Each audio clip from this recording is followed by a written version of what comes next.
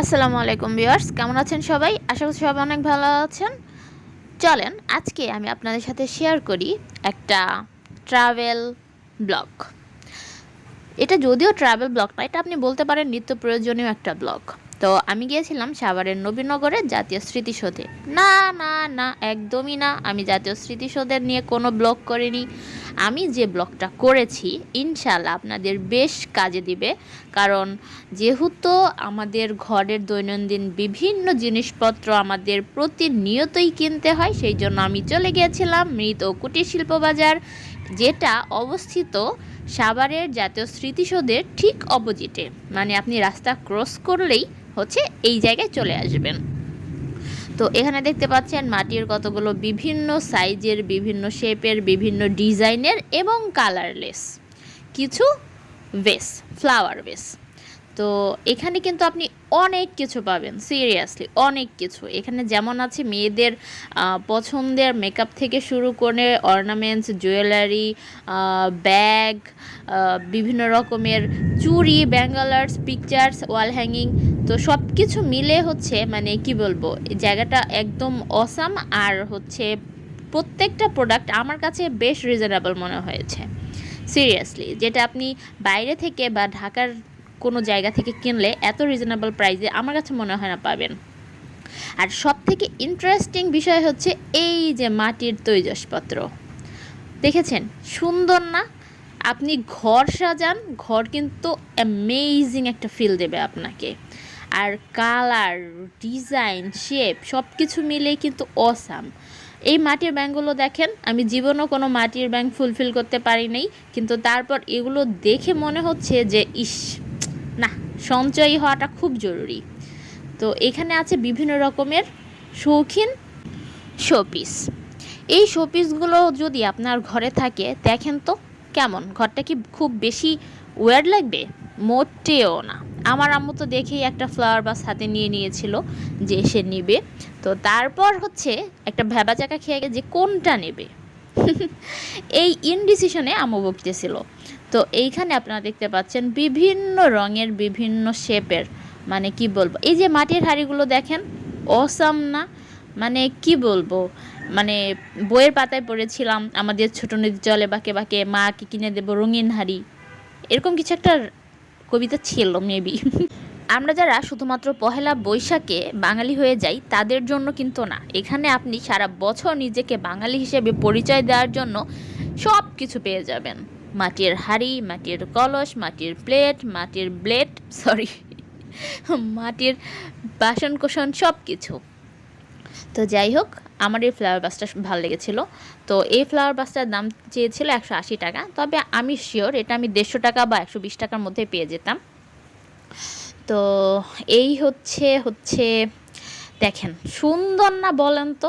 আসলে আমরা যে বাঙালি, মাটির সাথে যে আমাদের একটা অতপ্রতভাবে জড়িত সম্পর্ক আছে, সেটাই হচ্ছে এইখানে মানে মানে কি বলবো, দেখেন সুন্দর না? অবশ্যই কিন্তু জাতীয় স্মৃতিসৌধে আসবেন, আর জাতীয় স্মৃতিসৌধে আসলে এই জায়গাটা কিন্তু মাস্ট, অবশ্যই আসবেন। কারণ যখন আপনি ঘুরে ফিরে বাসায় ফিরবেন, তখন এইখান থেকে যখন কিছু একটা আপনি কিনে নিয়ে যাবেন, বিশ্বাস করেন মানে আপনার এই দিনটা না অনেক মেমোরেবল হয়ে থাকবে। আর হ্যাঁ, যখন আপনি ঘরের মধ্যে সুন্দর একটা জিনিস রাখবেন, আপনার মনটাও এমনিতেই ভালো লাগবে। দেখেন এখানে কত রঙিন হাড়ি। হ্যাঁ হ্যাঁ, এখন আমার মনে পড়েছে, সেটা ছিল হচ্ছে বোনকে দেব পাটের শাড়ি, মাকে দেব রঙিন হাড়ি। যাই হোক, চলেন এবার বের হয়ে ব্যাগের দিকে আসি। তো এই হচ্ছে ব্যাগ, বিভিন্ন রকমের টোট ব্যাগ, বিভিন্ন রকম হ্যান্ড পার্স, এগুলো কিন্তু অনেক অ্যাভেলেবেল এখানে। আর এগুলোর কিন্তু রিজনেবল একটা প্রাইস আছে। তো দেখেন, আপনার রেগুলার ইউজের জন্য যখন আপনি রাফ ইউজ করবেন একটা ব্যাগ, আপনার দৈনন্দিন জীবনে যখন আপনি বাইরে যাবেন, এই ব্যাগগুলো কিন্তু অনেক ভালো। মানে এটার ফেব্রিক্স, তারপর ধরেন যে ডিজাইন, সব কিছু মিলে অবশ্যই আপনি নিতে পারেন। তারপরে আসেন যে অনুষ্ঠান, ফাংশন, যাই হোক, মেকআপ মানে মেকআপ, জুয়েলারি মানে জুয়েলারি, মেয়েরা বা নারীরা এখানেই হচ্ছে আটকায়। তো এইখানে যেহেতু তারা আটকায়, সেহেতু মেয়েরা যেখানে আটকায় সেখানে এখন আমিও আটকে গেছি। আপনারা দেখতেই পাচ্ছেন এইখানে কত কিছু পাওয়া যাচ্ছে। আর আমার কাছে সবথেকে ইন্টারেস্টিং যে জিনিসটা সেটা হচ্ছে লাইটিং। দেখেন তো, এখানে কিন্তু বিভিন্ন রকমের লাইট আছে যেগুলো আপনার ড্রয়িং রুমকে, আপনার বেডরুমকে, আপনার বেলকনিকে খুব সুন্দরভাবে সাজিয়ে তুলবে। দেখেন এখানে বিভিন্ন শেপের, বিভিন্ন ডিজাইনের কত রকমের লাইট, সুন্দর না? মানে আমরা বিয়ে বাড়িতে কিন্তু একটা আকর্ষণ থাকে, সেটা হচ্ছে লাইটিং। যে বিয়ে বাড়িতে লাইটিং থাকে না সেটা কিন্তু বিয়ে বাড়ি মনেই হয় না। তো লাইটিং জিনিসটা কিন্তু আমাদের জীবনে অনেক গুরুত্বপূর্ণ একটা প্রভাব ফেলে। তো এইখানে দেখেন অলরেডি চলে এসেছি রান্নাঘরের জিনিসপত্রে।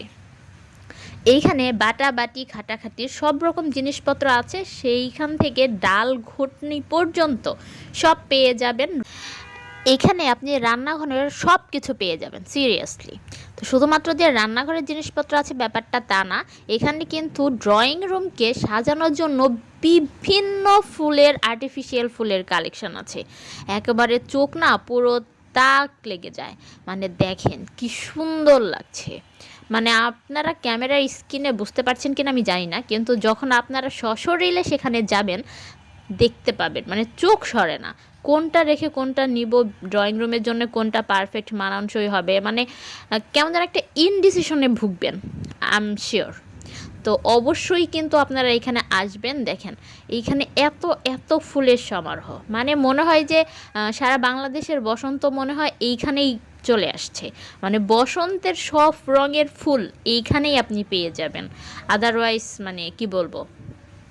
তো এই যে আমার আর্টিফিশিয়াল ফুলের উপরে আসলে আমার অনেক মানে কি বলবো অনেকটা দুর্বলতা আছে, কারণ আমি যখনই কোনো আর্টিফিশিয়াল ফুল পাই আমি আমার ড্রয়িং রুমের জন্য নিয়ে আসি। কিন্তু এখানে এসে পুরোপুরি একটা ভ্যাবাচাকা খেয়ে গেছি যে আসলে আমি কোনটা নেব, কোনটা নেব, কোনটা নেব, মানে কি নেব, ফুল নেব না পাতা নেব না লতা নেব, মানে আই অ্যাম জাস্ট কনফিউজড। আসলে কিছু বলার নাই। দেখেন বেলকনি দিয়ে যদি এইভাবে ফুলগুলো রাখা হয় বলেন তো কেমন লাগবে। আর এই যে এই শোপিসগুলো কিন্তু আপনি আপনার রান্নাঘরেও রাখতে পারেন, রান্নাঘরে রাখতে পারেন, ইভেন আপনার বাইরের বারান্দাতেও রাখতে পারেন। এগুলো কিন্তু খুব ভালো লাগে সিরিয়াসলি দেখতে। আসলে আর্টিফিশিয়াল ফুল না হলে কিন্তু আসলে মানে কি বলবো, আমরা অনেক ফুলের ক্রাইসিসে পড়তাম আমার কাছে যেটা মনে হয়। আর আর্টিফিশিয়াল ফুলগুলো কিন্তু আমাদের ঘরকে বা ঘরের সৌন্দর্যকে অনেক অনেক অনেক অংশে বাড়িয়ে দেয়। তো সবাইকেই বলবো যারা যারা জাতীয় স্মৃতিসৌধে আসবেন তারা অবশ্যই একবার এই জায়গাটাতে ঢু মেরে যাবেন, ইনশাল্লাহ আপনাদের ভালো লাগবে। আর এই যে দেখেন বাবুই পাখির বাসা। তো এই ছিল আমার আজকের ব্লগ। তো সবাই ভালো থাকবেন, সুস্থ থাকবেন। আর হ্যাঁ, অবশ্যই আমার ব্লগটা আপনাদের কেমন লাগলো কমেন্টে জানাবেন, লাইকে শেয়ার করবেন, লাইক দিয়ে শেয়ার করবেন। আল্লাহ হাফেজ, টেক কেয়ার। আর অবশ্যই কিন্তু এখানে একবার আসবেন। বাই।